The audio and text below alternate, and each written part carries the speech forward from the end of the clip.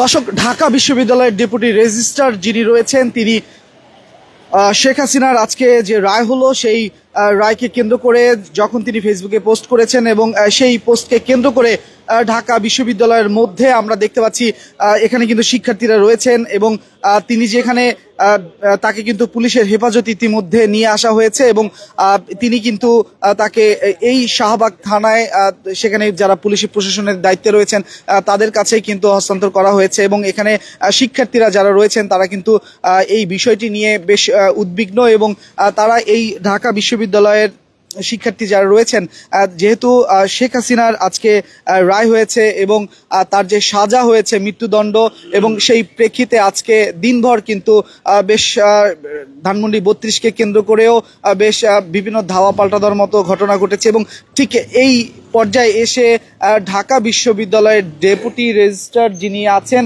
তিনি ফেসবুকে পোস্ট করেছেন এবং সেই পোস্টকে কেন্দ্র করেই কিন্তু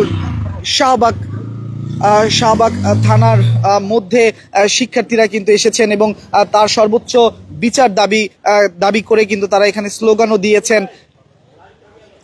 দর্শক, আমরা এই মুহূর্তে রয়েছি শাহবাগ থানার ভিতরে এবং এই শাহবাগ থানায় কিন্তু তাকে কিছুক্ষণ আগে সেই ডেপুটি রেজিস্ট্রারকে পুলিশের হেফাজতে নিয়ে আসা হয়েছে। তবে তার বিরুদ্ধে আইনানুগ কি ব্যবস্থা গ্রহণ করা হবে সে বিষয়ে এখন পর্যন্ত আমাদের কাছে কোনো সুনির্দিষ্ট তথ্য এখনো পাইনি। তবে থানার যিনি দায়িত্বে রয়েছেন ভারপ্রাপ্ত কর্মকর্তা ওসি মহোদয়ের সাথে আমরা কথা বলে আমরা জানার চেষ্টা করব। তবে আপনারা যে জায়গাটি দেখতে পাচ্ছেন এটি আসলে হাজতখানা। আমরা সামনে কিছুটা দূরে এসেই কিন্তু আমরা আপনাদের মাঝে তুলে ধরছি। শিক্ষার্থীরা কিন্তু সেখানেও অবস্থান করছে। তবে আমরা দেখেছি শিক্ষার্থীদের মধ্যে বেশ এই বিষয়কে কেন্দ্র করে তারা কিন্তু আমরা একটু কথা বলতে চাই। এখানে কয়েকজন শিক্ষার্থীরা আছে, আমরা একটু কথা বলতে চাই। পেছনে বলেন। দর্শক, আপনারা দেখতে পাচ্ছেন শিক্ষার্থীরা কিন্তু এখানে রয়েছে। আমরা একটু কথা বলতে চাই। তিনি আসলে এই কাকে আজকে ধরে নিয়ে আসা হয়েছে এবং কেন ধরে নিয়ে আসা হয়েছে? ভাই দেখেন, জুলাইয়ের পর মাত্র 1 বছর যেতে না যেতেই ঢাকা বিশ্ববিদ্যালয় ক্যাম্পাসে চাকরি করে ঢাকা বিশ্ববিদ্যালয়ের একজন ডেপুটি রেজিস্ট্রার। তার কত বড় সাহস! আজকে হাসিনার যখন রায় হয়, পুরো দেশ যখন উচ্ছ্বসিত, মানুষ যখন মিষ্টি বিতরণ করছে, তখন সে পোস্ট দেয় যে আই ডোন্ট কেয়ার, জয় বাংলা, জয় বঙ্গবন্ধু। তা আবার ঢাকা বিশ্ববিদ্যালয়ের মানে ক্যাম্পাস অভ্যন্তরীণ একটা এরিয়া, রাসেল টাওয়ারে বসে সেই পোস্ট দেয়। তো যার ফলাফল স্বরূপ আমরা তার সাথে একটু দেখা করতে গিয়েছিলাম পুলিশ এবং প্রক্টোরিয়াল টিম নিয়ে। তো তারপর তাকে সেখান থেকে গ্রেফতার করা হয়েছে। পুলিশ গ্রেফতার করে পুলিশ তাকে নিজেদের হেফাজতে নিয়ে আসছে। আমাদের দাবি হলো তার যাতে সর্বোচ্চ শাস্তি নিশ্চিত করা হয়। আমরা তার সর্বোচ্চ শাস্তি দাবি করছি। তিনি আসলে এই সময় এসে এমন পোস্ট কেন দিলেন? তিনি আসলে বুঝতে পারতেছেন যে সে হলো আওয়ামী ধর্মের পূজারী। এটা পুরোপুরি ক্লিয়ার।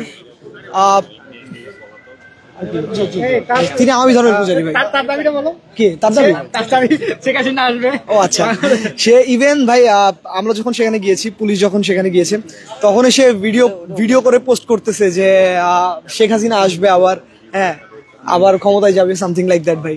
তো এই হলো তার অবস্থা। ঠিক আছে, আমরা আমাদের সর্বোচ্চ প্রেশারাইজ করব যাতে পুলিশ এর সঠিক তদন্ত করে এবং তার নামে তার সর্বোচ্চ শাস্তি নিশ্চিত হয়। ঢাকা বিশ্ববিদ্যালয় ক্যাম্পাসে এইরকম কোন আওয়ামী ধর্মের পূজারী কোন কুলাঙ্গারের স্থান হবে না। ঠিক আছে, ধন্যবাদ আপনাকে। দর্শক, শিক্ষার্থীরা যেমনটা বলছিল সেই কথাগুলো কিন্তু আমরা তুলে ধরছিলাম। তবে এখানে আরেকজন ডেপুটি রেজিস্ট্রার রয়েছেন, আমরা তার সাথে কথা বলতে চাই। আমরা এখানে শিক্ষার্থীদের মাধ্যমে জানতে পেরেছি আপনাকেও নাকি এখানে তাকে নাকি হুমকি প্রদান করা হয়েছিল। আসলে বিষয়টি একটু বলবেন? আমি এস.এম. শফিউল্লাহ, আমি ঢাকা ইউনিভার্সিটির প্রাক্তন শিক্ষার্থী, এখন বিশ্ববিদ্যালয় অফিসার হিসেবে কর্মরত আছি। ঘটনাটি 2024 সালের 4 আগস্ট রাত্রিবেলা 10টার দিকের ঘটনা। তো ওই সময় জুলাই বিপ্লবে পুরো পরিবার সহ আমরা দীর্ঘদিন ধরেই রাজপথে ছিলাম। তো 4 তারিখ এশারা নামাজ শেষ করে আমি আমার ওয়াইফ সহ ক্লাবে গিয়েছিলাম নাস্তা খাওয়ার জন্য। নাস্তা খাওয়া শেষ করে যখন বাসায় ঢুকি, তখন আমার অফিসার্স টাওয়ারের যে মেইন গেট, সেই মেইন গেটে এই লাবলু মোল্লা শিশির আমাকে হুমকি দিয়েছিল। বলেছিল যে বাংলাদেশ আওয়ামী লীগ কখনো পালায় না, শেখ হাসিনা পালাবে না, শেখ হাসিনা সরকারই এক্সিস্ট করবে এবং আমাকে দেখে নেবে। তো যাই হোক, এগুলো সব আল্লাহ পাকের ম্যানেজমেন্টই সবকিছু হয়। 5 আগস্ট সকালবেলা আবার আমরা যখন পরিবার সহ আমাদের যে এখন বিশ্ববিদ্যালয়ে যে সকল ছাত্র ওরা পড়াশোনা করছে, এরকম হাজার হাজার লাখ লাখ ছাত্র সহ আবার 5 তারিখ সকালবেলা যখন রাজপথে সারাদিন মিছিল মিটিং করছি, দুপুরের বেলা খবর পেলাম যে ফ্যাসিস্ট হাসিনা পালিয়ে গিয়েছে। তারপর আমরা আনন্দ উল্লাস করলাম। তো তারপর দিন যেহেতু এই লাবলুমুল্লাহ শিশির বিশ্ববিদ্যালয়ের আমার জুনিয়র স্টুডেন্ট ছিল, আমার 3 ব্যাচ জুনিয়র। তো আমরা ভাবতাম যে আমাদের জাস্ট ইউনিভার্সিটির অ্যালামনাই ছোট ভাই, সেই কারণে আমি ঠিকই 6 তারিখ ওর অফিসে গিয়ে বলে আসছি, শিশির ঠিকঠাক মতো অফিস করো, আর কোনো ঝামেলা করো না, কোনো সমস্যা হলে আমার সাথে যোগাযোগ করো। তো এই হলো আর কি আমরা আর ফেসিবাদের লোকজনের পার্থক্য। না না, আসলে শিক্ষার্থীদের যে দাবি করেছে সেটার প্রেক্ষিতে আসলে এখন কি আইনানুগ ব্যবস্থা গ্রহণ করবেন? শিক্ষার্থীরা যে ডেপুটি রেজিস্ট্রার যাকে আপনাদের হেফাজতে নিয়ে এসেছেন, এখন আসলে কি পদক্ষেপ বা পরবর্তী কি আইনি আচ্ছা, এই শিক্ষার্থীরা এবং প্রক্টোরিয়াল টিম এবং আমাদের পুলিশ এখানে গিয়েছিল। তো আমরা এই বিষয়টা আমরা আসলে যাচাই বাছাই করতেছি, তার অন্য কোনো মামলা আছে কিনা, অন্য কোনো থানাতে বা কোথাও কোনো মামলা আছে কিনা, এগুলো যাচাই বাছাই করতেছি। যাচাই বাছাই করার পর এটা ন্যূনতম কিছু বিষয় তো একটু অনুসন্ধান বা তদন্ত করতে হয়, এটা করে তারপর যে আইনগত যে ব্যবস্থা আছে আমরা সেই ব্যবস্থা গ্রহণ করব। মানে এই ঘটনার জন্য বা যে আইনগত ব্যবস্থাটা সুইট করবে সেটাই আমরা গ্রহণ করব। ধন্যবাদ। ধন্যবাদ আপনাকে।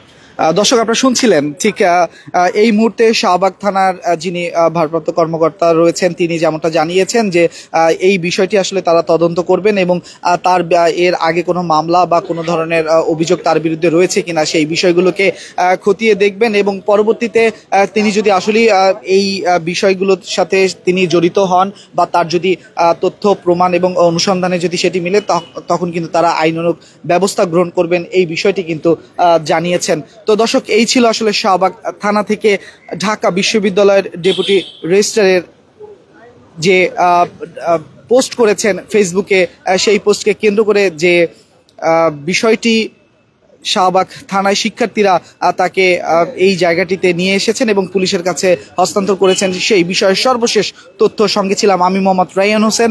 আপনারা দেখছেন কালের কণ্ঠ।